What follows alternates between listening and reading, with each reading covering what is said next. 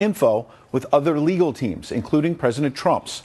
The New York Times broke that story. Analysts say it suggests Flynn may be cutting a deal with special counsel Robert Mueller. He's, of course, looking into Russia's meddling in the 2016 campaign and possible collusion with members of the Trump camp. The White House and Russian President Vladimir Putin have repeatedly said there was no collusion. Attorneys for the former national security advisor would not comment. But a member of the president's legal team tells Fox Flynn getting a possible plea deal is not unexpected and thus maybe not a big deal. Chief Washington correspondent James Rosen live in our D.C. newsroom. James, we knew Flynn was seeking some sort of a deal in exchange for testimony. So is it possible this turns out to be not very much? Unlikely. And as we have seen, Ed, in past high-profile cases with special prosecutors and potential star witnesses, such as John Dean in Watergate, that quest for immunity took General Flynn to Capitol Hill and the special counsel's office. Sources close to this investigation tell Fox News that General Flynn's attorney, Bob Kellner, did indeed speak with the president's legal team this week to convey formally that the Flynn team can no longer participate in information sharing with other attorneys engaged with the special counsel. But the source emphasized that the call to the president's team was one of several Kellner made. And under those circumstances, there's 1,000 different reasons why you want to cut off communication, because you don't want some question as to whether or not information that Flynn obtained came from after he started talking with prosecutors. And one important factor in Flynn's calculations right about now is that his son is also widely believed to be under federal scrutiny, Ed. James, the big question, obviously, how might this cooperation impact the president? Ed, the president's lawyers project confidence, at least right now, that any charges Flynn might face would be related to the general's work as a lobbyist for Turkey and not related to Russia. General Flynn's lawyers possibly entering into a potential plea is not unexpected, said Jay Sekulow, a member of the Trump legal team, adding, no one should draw the conclusion that this means anything about General Flynn cooperating against the president. However, some published reports indicate the special counsel's office is looking at certain actions taken by President Trump, such as an alleged conversation with then FBI Director James Comey expressing the hope that the Flynn case could be dropped, and an alleged April 25 phone call to Flynn in which the president reportedly urged him to, quote, stay strong. He hoped that General Flynn was a good guy and that things would work out for him. Well, that's called human compassion. And the FBI director did not bother if he thought it was such an intimidation. And analysts say if Flynn does provide testimony, defense counsel will seek to impeach his credibility by claiming he lied on federal forms and elsewhere. Ed. James Rosen in Washington, thank you. You Big bet. story, and we have former federal prosecutor John Lauro here on the news deck. Good to see you, John. Hello. What is your sense? You've been saying privately that you think this is the most significant development in this investigation so far. Why? It is, because it's obvious that he's facing some very serious charges, possibly dealing with his relationships with Turkey. There have been other speculations that he may have been involved in a kidnapping plot. We just don't know. But he's made a decision with his counsel to have some communication with the prosecutor about doing a deal and cooperating. The only way he's going to get a reduced sentence is by cooperating. Right. But when you lay that out, when General Flynn is in legal jeopardy and potentially his son is in legal jeopardy, yes, might someone say almost anything to stay out of jail? That's true, and that's what happens in the federal system. You don't get any points for exonerating someone. You only get points if you implicate someone and really try to get them prosecuted. So he has an incentive to spill the beans or say things that would implicate somebody else. So then how will this work so that if, in fact, he cuts a deal with the special counsel, Robert Mueller, walk us through what happens from a legal standpoint, but then how does Mueller sort out whether or not it's true or bunk? Well, first of all, what we know now is that none of this has to do with the campaign. That's very important. It has to do with other relationships that the general has had unrelated to the campaign. His lobbying on Turkey and other matters. Exactly. Okay. But the way it goes is this. The prosecutor comes to you and says, listen, I have the goods on your client. He's going to be prosecuted. You better make a decision. Come and cooperate, flip to our side, or we're going to go after you. We're going to go after relatives. It's going to get very nasty. Clearly, Flynn has made the decision that he has to go in and cooperate. We don't know, though, who he's going to cooperate against. So then there's a proffer, right? There's a proffer. And that proffer lays out what he might say. And then how do they sort it out? Well, the prosecutor wants to know that he's going to get some help. Right. So if the proffer is, I don't know anything about anything, then you're told, well, have a good day. I'll see you later. Right. So he has to give some goods in order to get some But if he benefit. says, I can implicate the president, and I was the national security advisor, and in private, the president told me X, The special counsel has already spent weeks, months looking through emails and other documents. So then you run the traps and figure out, can we verify this? And that's the critical question, because somebody going in who does a deal and there's no corroboration for what they're saying, they don't have much credibility. So the critical issue here is whether or not his statements can be corroborated by hard facts, because one day he's going to face a criminal defense lawyer in trial, and he better be telling the truth. So contrast this with Paul Manafort, who's already been indicted. He's insisted he's innocent.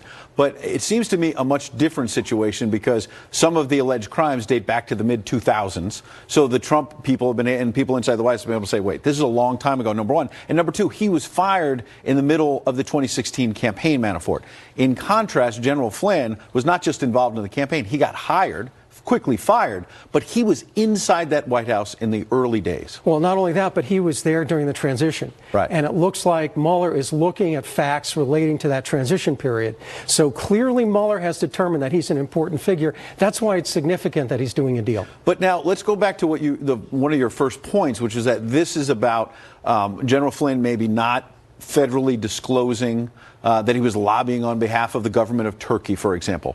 What does that have to do with Russian collusion? It has nothing to do, but that's why Mueller's investigation is going so far afield. Because what he's doing is picking people that have their own problems, like Manafort and Kelly, and saying, you better cooperate with me on the Russian investigation. Doesn't that give more fodder to President Trump and his allies, that even if General Flynn says, I've got something, he's got something that maybe has nothing to do with Russia in 2016? Absolutely. But the speculation now is that he has something on the campaign or something in the transition, because it's obvious that Mueller has determined that he's a very important figure in the investigation. Right. So last question.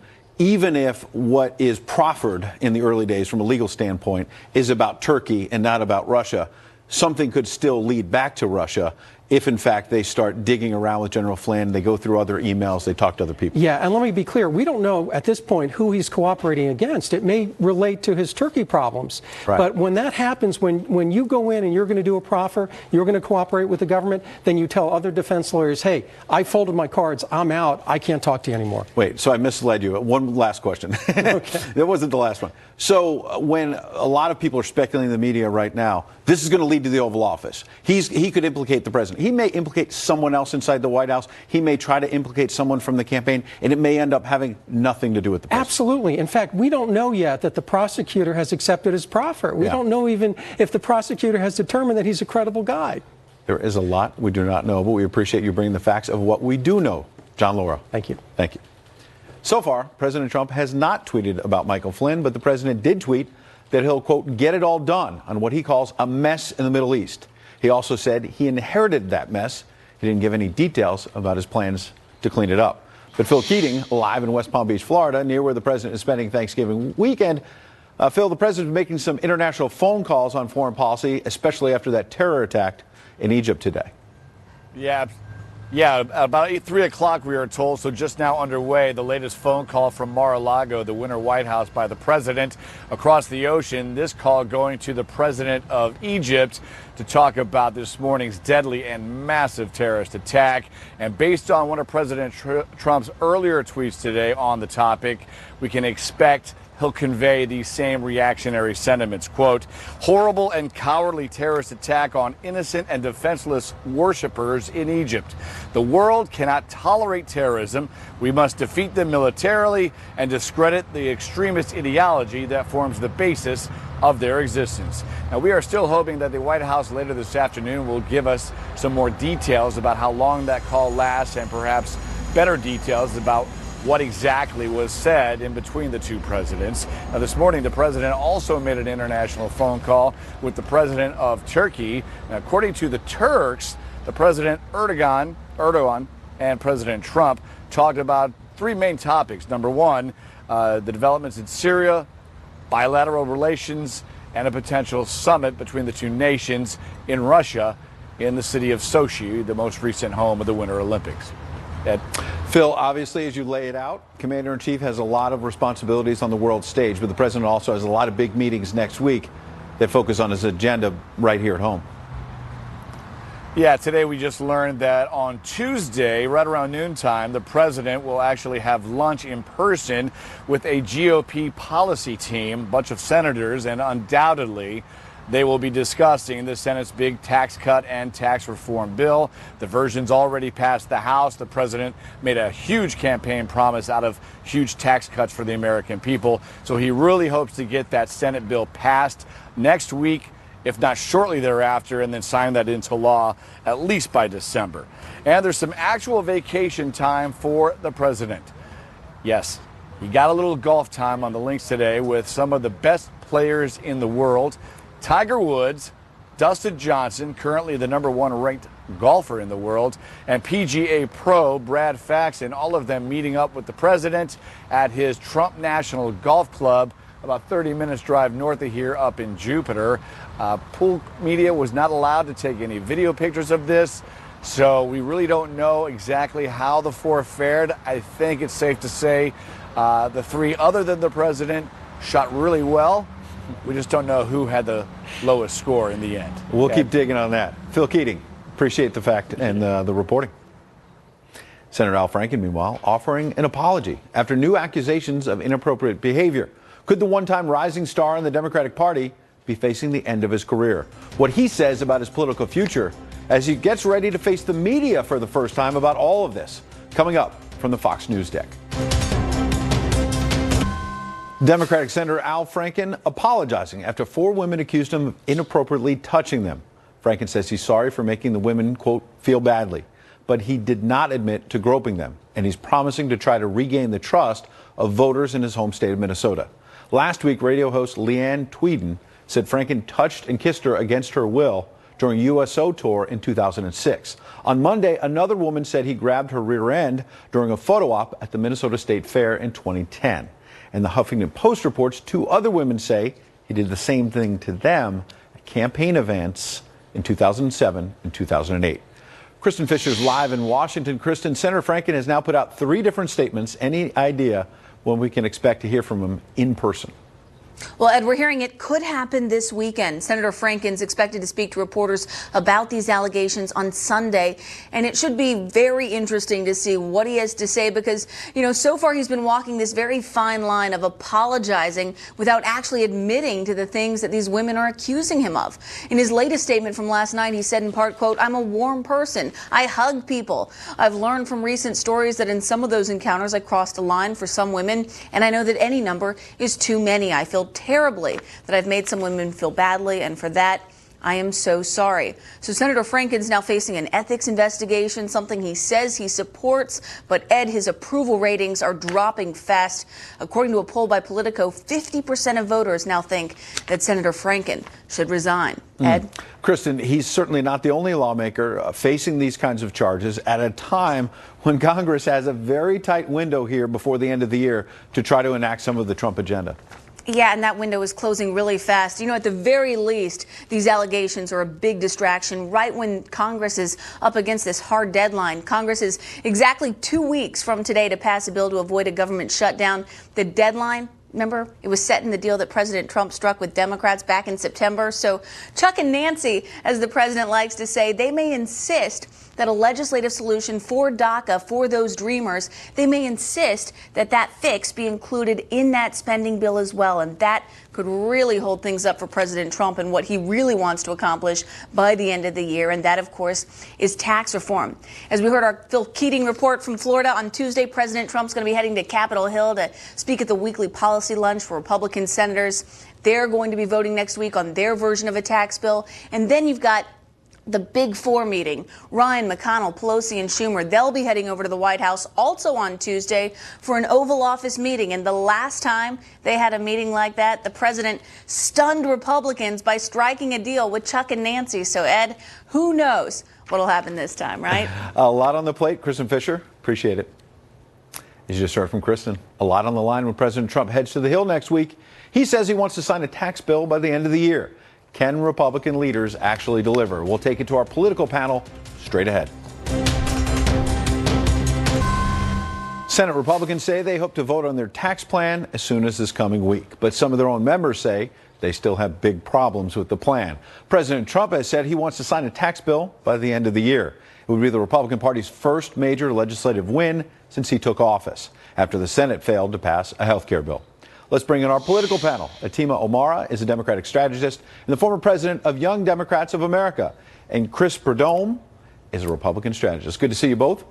Thank you. Good to see you. Thanks. Chris, I want to start with you as a Republican. This seems to be make or break time for the GOP. You've got the House, you've got the Senate, you've got the White House, and you've got no major win.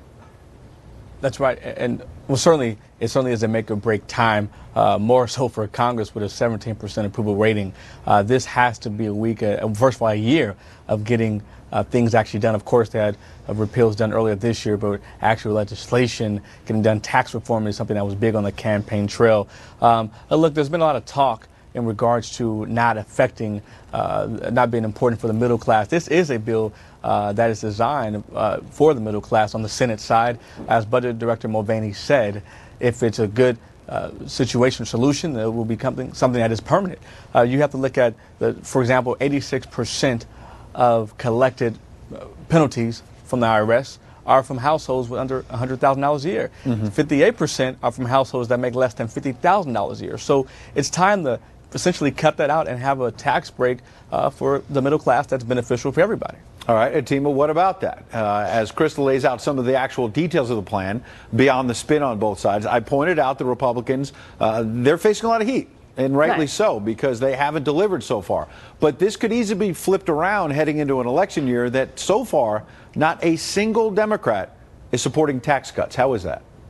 Well, I mean, it comes down to this. Like, we're interested in having a conversation about tax cuts and a tax plan if it takes really into account pretty much the middle class and lower income Americans, and not the corporation tax cuts that some even Republicans are concerned about that go from 35 to 20%, or factoring in sort of the 1%, right? And so, you know, a lot of these conversations have been led by McConnell and Ryan on the Hill that are very closed door meetings. They're not really taking into account a lot of Democratic sort of considerations. So going into this Tuesday, you know, with President Trump's meeting on the Hill, he really has to kind of come out of that showing that he can be that deal maker that he always tries to talk about being, you know, and really sitting down and being like, all right, we got a budget showdown, we've got some deadlines looming, how are we going to get this done? Because even he knows that the people who put him in office are those folks who are very much interested in those tax cuts for the middle class and lower income Americans. Chris, fair point there, because it seems to me there is, if not a civil war, a split in the Republican Party. You have people like Bob Corker and Jeff Flake at odds with the president. He's been going after them on Twitter and the like. And you have the possibility, as Kristen Fisher was reporting a moment ago, about the whole Chuck and Nancy deal, where a few weeks back the president reached across the aisle and just said, look, the Republicans aren't getting it done, so I'm going to have to cut a deal. So might we see on Tuesday the president putting the heat not on the Democrats, but putting the heat on the Republicans and saying, I'm going to reach across the aisle and cut a deal here? Well, even if a deal is cut, we still have to have a majority vote, and that's a whole other challenge in itself. Number one, if you look at under President Obama's administration, he was very supportive on lowering the tax rate to 25%. So again, this whole talk of not being fair and only for the rich and wealthy, it's not true. We are lowering the tax bracket itself essentially at zero. This is something that is a big push. I know the president, of course, the White House is really big on having a beneficial tax reform for the middle class. That is the main push of this entire agenda. So, Atima, what are the 2 or 3 things that are not in the GOP plans, because you've got one in the House, one in the Senate, that Democrats want to see? I mean, give us 2 or 3 specifics, as was just laid out by Chris. The corporate tax cut, it's something President Obama wanted to cut as well. So, well, yes, I mean, I think if there's a conversation about cutting the corporate tax rate, and fine-tuning some standards there, we're supposed to going from 35% to abruptly 20%. That's pretty low. Or factoring in, you know, when you look at the tax cuts, the most folks who are going to benefit are in the top 1%. I think revising the tax code so that those who are in the middle class and lower income have larger tax cuts, right? Because that's the base of the economy that we have here. And then also looking into programs that we've had pretty much, you know, right now they've added in the individual mandate that would actually raise premiums and finances for young Americans, because that's in there right now, so that's a non-negotiable for Democrats. And, you know, no one's talked about this, but the S-chip funding has failed, or is not is like expired essentially for children's health insurance. For children, yeah. So right now on Tuesday they're going to get this letter. If you're a kid getting treated on cancer and you're lower income, you know, you're kind of crap out of luck until the end of the year. So they have some big fixes. Well, I'm going to let Chris get in here, but Atima, isn't it also you're kind of out of luck if you're a supporter of Obamacare and you live in, say, Arizona and your premiums have gone up 116%? I would expect a mom and dad having problems feeding their kids. And that is something the Democrats have contended from the start. You know, we want to have a conversation about dealing with those insurers who are pulling out of the marketplace. Certainly, higher premiums for anyone is certainly not a benefit. And it didn't help with the executive order that was signed by, you know, Trump in taking away some of those subsidies for those who needed those premiums to be reduced. Let's give Chris a chance. Go ahead.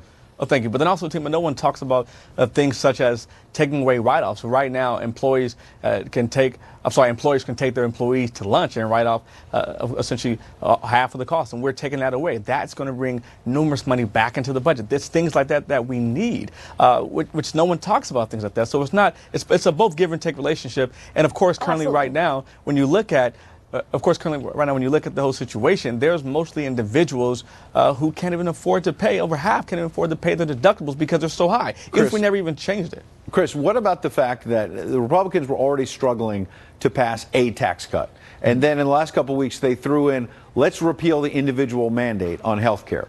Now, if you can pass a tax cut and basically cripple Obamacare by taking out that individual mandate, in basketball, it's basically a double bank shot, okay? But you haven't proven you can you can score a layup at this point. You haven't done either healthcare or taxes. Putting the two of them together, was that really a smart idea? You know, I think at this point, with being just a couple weeks left, well, in that case it was a while back, a few weeks ago, but at this point it's about getting something done this year. And I can tell you from my conversation with senior White House officials, they're all about making something happen, to your point, a double bank shot this year.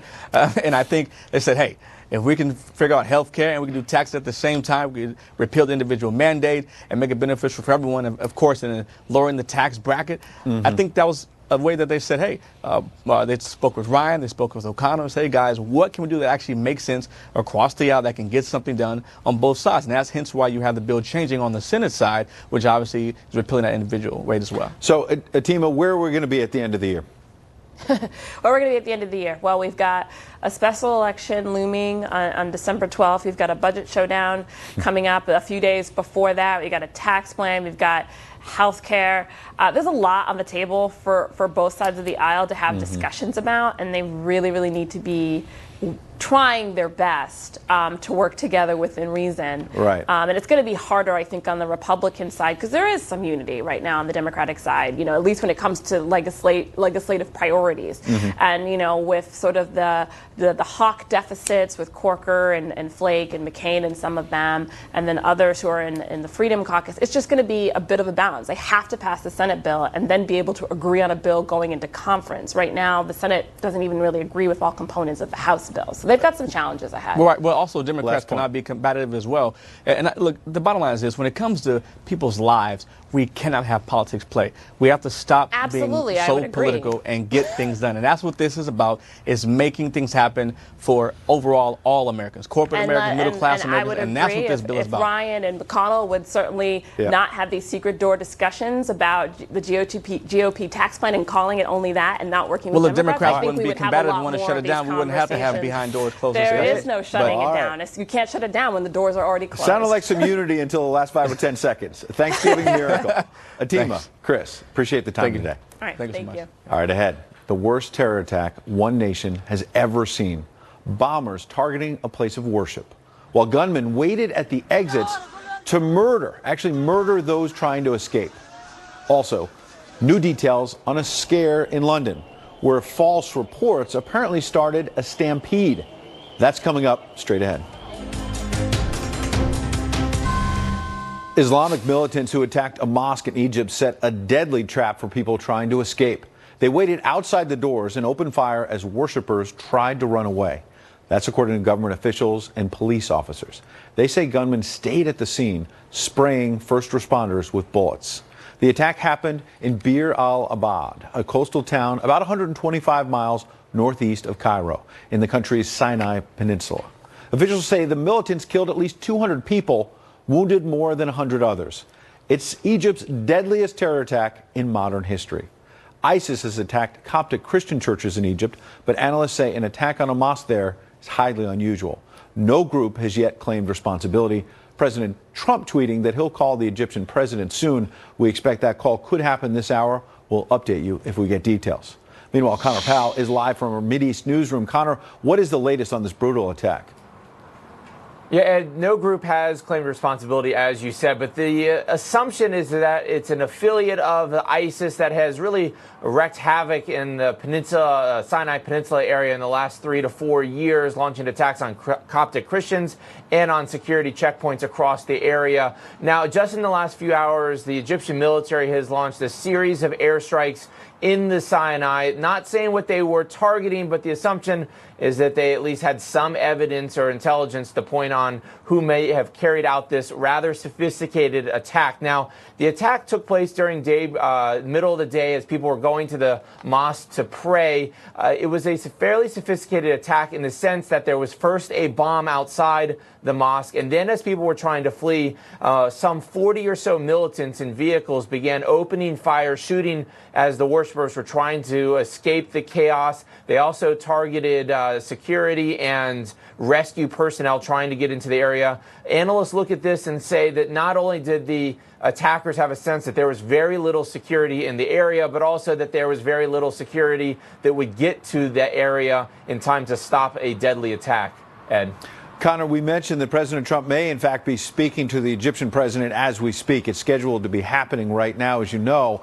In the meantime, what is the Egyptian government saying about all of this? Well, Egypt's strongman president Abdel Fattah al-Sisi was on television earlier tonight vowing revenge, vowing to get tough and to take a really hard stance on terrorism and extremism. This is something he's done many times before, but listen to what he had to say tonight. The military forces and the civil police will take revenge for our martyrs and bring back security and stability with force in the near future. This is our response. We will respond to this attack with extreme power when confronting these terrorists and infidel thugs. For the last 3 years, ISIS and other militant groups have really launched a very deadly campaign, not only in the Sinai, but across the country. Sisi's efforts to tackle terrorism and extremism have really done very little, Ed, to prevent those attacks. Connor Powell live in our Mideast newsroom. Thank you for that report. Meanwhile, in London, terror fears sparking absolute panic in the heart of the city's shopping district. Heavily armed police flooded a busy subway station after reports of gunfire. This happened at Oxford Circus as crowds frantically ran for cover. But cops now say they've found no evidence of shots fired, and city officials have reopened the tube station. One woman was reportedly hurt in the stampede. This comes, of course, as London is on edge after a string of terror attacks in the last year. Closer to home, panic as well at a mall near Miami this Black Friday after somebody reported shots fired. Witnesses report people screaming and yelling at people to run away. But according to local media, it was, yes, yet another false alarm. Mall security reports that something fell and made a very loud noise. That led somebody to pull a fire alarm. That set off a near stampede. No reports, thankfully, of anybody getting hurt. Meanwhile, North Korea is upping security at the DMZ after that daring escape by a soldier into South Korea. The DMZ, that strip of land separating the North and South. Here's video of the soldier defecting from North Korea. According to South Korean media, North Korea responded by replacing its entire team of guards at that border. That after they fired some 40 shots. But the soldier somehow managed to survive. The North also reportedly dug trenches and temporarily closed a bridge that the soldier had used. The source says it could mean the North plans to install a security gate so no more of its soldiers can run away. Meanwhile, Facebook plans to help you figure out if you liked or followed pages created by a Russian company with ties to the Kremlin. That's according to a statement from Facebook. U.S. intel officials say the Russians used social media to try to influence the U.S. election last year. But our corporate cousin, the Wall Street Journal, reports Facebook's notifications will not reach more than 100 million people who came across the page's ads and posts. A Facebook spokesman told the Journal it cannot identify everyone who may have seen the Russian propaganda. Let's bring in Jonathan Easley. He's a reporter who's covered the Russia probe for the Hill newspaper. Good to see you, Jonathan. Hi, Ed. So what is the point of Facebook doing this? Is this more sort of cover your backside than actually getting to the people who need to find out whether they like these posts? Yeah, I think you hit the nail on the head right there. I mean, this is kind of just a very small first step they can take to address this very big problem. I mean, lawmakers on Capitol Hill are eager to get the bottom of how extensive Russian firms were using these tech giants and their social media platforms to peddle misinformation and what impact that might have had on the election. Like you said, this isn't going to touch all of the more than tens of millions of people that might have come in contact with some of this information. And also, it's a reactive strategy. It's not going to keep people from coming into contact with that information going forward. Basically, it's there to educate people, to let them know, hey, you might have come into contact with this. Now, if you're a Democrat and you go and you see that you came into contact with that, well, I mean, you're probably already certain that that the Russians meddled and helped Trump defeat Hillary Clinton. If you're a Republican, you're likely to say, well, look, this information it was just one piece of information out of a lot of news that I consumed over the course of the election, and it didn't impact my vote or anything like that. So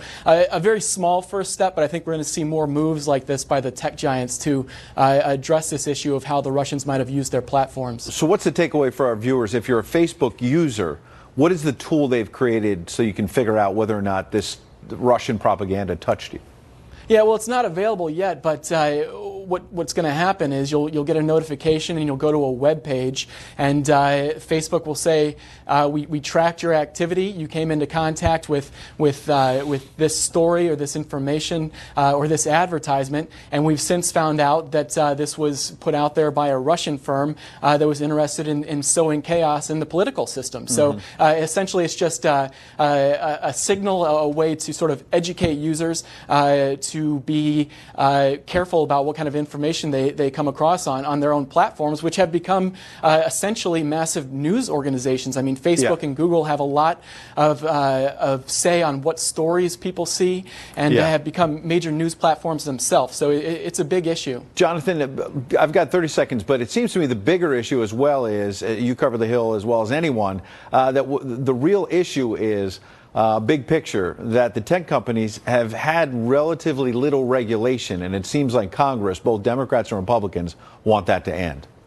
Yeah, that's right. I mean, that was just sort of oozing off of Capitol Hill when the lawyers for these tech giants went up there to testify before Congress. I mean, there's a big push right now to hold these tech giants accountable and make sure that they know who's publishing what on their platforms. Jonathan Easley from the Hill, thanks for coming in. Thanks. Coming up, new details on the Uber cyber attack that affected more than 50 million people. Uber CEO reportedly keeping quiet about the hack for months after he found out all about it. That's next. There's word that Uber's CEO knew about a hack that affected some 57 million people months before the company finally told customers about it this very week. That's according to our corporate cousin, the Wall Street Journal. Rick Leventhal is here. Rick, this story keeps getting stranger and stranger. It does, and if you use Uber, there's a really good chance that at least some of your personal information was hacked, including your email address and your phone number, and some 600,000 Uber drivers also had their driver's licenses hacked, the numbers hacked. And this all happened in October 2016. So the company is now bending backwards to try and explain the timeline. In a statement, Uber's chief executive said, "You may be asking why we are just talking about this now a year later. I had the same question, so I immediately asked for a thorough investigation of what happened and how we handled it." But CEO Dara Khosrowshahi found out about the breach soon after he took the job this past September and didn't tell customers or drivers for 2 months. Uber now reveals that two former executives tried to fix the problem by paying the hackers $100,000 in exchange for their word that they would destroy the stolen data, but they didn't tell authorities about it. Those executives have now been fired, and Uber says that it now is notifying the drivers whose license numbers were downloaded, giving drivers free credit monitoring and identity theft protection, and notifying regulatory authorities. Uber says that none of this should have happened, and they have learned from their mistakes. Oh, I Ed. bet they have. You have to love a corporate statement that says, I had the same question, in fact. Yeah. Now, we're also learning that the disclosure belatedly about the hack may have something to do with the fact that there were some shares in the company about to be sold. Yeah, there's billions of dollars at stake here, and this whole issue could, in fact, affect the stock price. But that's not the only issue. The company has to worry now about possible legal ramifications. At least 6 states have opened investigations into this Uber hack, including Connecticut, Illinois, Massachusetts, Missouri, New Hampshire, and New York, and this could be just the beginning. Some 48 states actually have laws that require companies to tell consumers in the event of some kind of hack like this. And Ed, we still have to take the hacker's word for it that they actually destroyed that information that they claim they destroyed when they got paid the $100 grand. 100,000, basically, it sounded like under the table, wink, wink, take this money, and nobody will know the difference. Right. So those executives that did that got fired, and now the company has launched its own internal investigation. Unreal. Rick Leventhal, good to see you. Thank you. Meanwhile, families holding out hope, but now getting some heartbreaking news. We're live at the Pentagon with an update on the U.S. Navy plane that crashed at sea. That's next. U.S. Navy officials today calling off the search for 3 missing sailors. They were on a Navy cargo plane that crashed into the sea south of Japan earlier this week. Rescuers on board a Navy helicopter were able to pull 8 survivors to safety soon after the plane went down. Our Lucas Tomlinson is live at the Pentagon. He's been all over this story since it first broke. When was the last time that we lost this many troops in a plane crash? Just heartbreaking. Ed, the most deadliest crash for the U.S. military before this incident occurred in August when a U.S. Army Black Hawk helicopter went down off the coast of Hawaii, killing 5 soldiers in August. And as you mentioned, the U.S. Navy calling off the search for those 3 missing Navy sailors, following Wednesday's crash hundreds of miles at sea while flying from Japan to the USS Ronald Reagan. A former C-2 pilot tells me it's a miracle 8 survived. The Navy C-2 cargo plane is used to bring passengers and supplies to aircraft carriers at sea. It first entered the service in the late 60s and is scheduled to be replaced by the V-22 Osprey in the next few years. Right now, the investigation is focusing on the possibility of an extremely rare dual-engine failure. Fuels and oil supplies are also being examined. And Ed, the Navy is expected to release the names of those 3 missing American sailors late tonight. Ed? Thank you, Lucas. Meanwhile, an appeals court in South Africa more than doubling the sentence for the one-time Olympic hero turned killer, Oscar Pistorius. The court ruled that the so-called Blade Runner will serve about 13 and a half years in prison. The double amputee athlete shot his magazine model girlfriend 4 times through a bathroom door back in 2013. He said he mistook her for an intruder. A court eventually convicted him of murder, handing down a 6-year prison term. But the judge today said that punishment was too lenient and that Pistorius showed a, quote, lack of remorse. Coming up, some unwanted guests invading one neighborhood where these wild turkeys are out for payback on this day after Thanksgiving. That's next. Plus, breaking just moments ago, the major upset in college football that could mean a major change for the playoffs.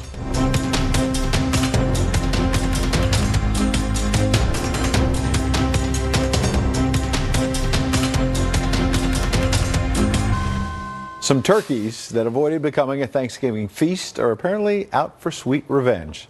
Wild turkeys are taking over a neighborhood in Lafayette, California, part of the Bay Area. They're a common sight around the golf course there. But a recent drought has the big birds wandering through the suburbs looking for food. They can damage cars and even cause a scare. We've had some, like, on the roof fly right over your head, and to have a turkey flying at you, there's like a 30-pound bird, it's kind of scary. Yikes. So far, no reports, though, of any injuries. And a major shakeup in college football that could change the national playoff outlook. The now 5-7 Pitt Panthers just defeated number 2 ranked Miami. The Miami Hurricanes go down. Before this game, the Canes were undefeated. The final score 24-14. The Panthers' freshman quarterback ran 22 yards for the team's final touchdown. Last year, Pitt was the only team to beat the eventual national champs, the Clemson Tigers. So 2 upsets 2 years in a row. Stock markets, meanwhile, closed early on this Black Friday because of Thanksgiving. Check out the Dow. Tech stocks led the S&P 500 and NASDAQ to record high closes in large part because of Black Friday, while Amazon and retail stocks got a big boost from signs of a strong start to the holiday shopping season. Fox Business reports turnout at U.S. retailers was relatively subdued, with many shoppers flocking to stores to eye items in person, but not really buying much, like a trial run, with many waiting to do their retail shopping, yes, online.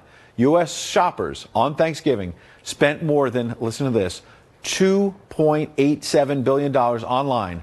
That's according to Adobe Analytics. I'm Ed Henry in for Shepard Smith. Your World is next. Trish Regan in for Neil Cavuto. Nice to see you.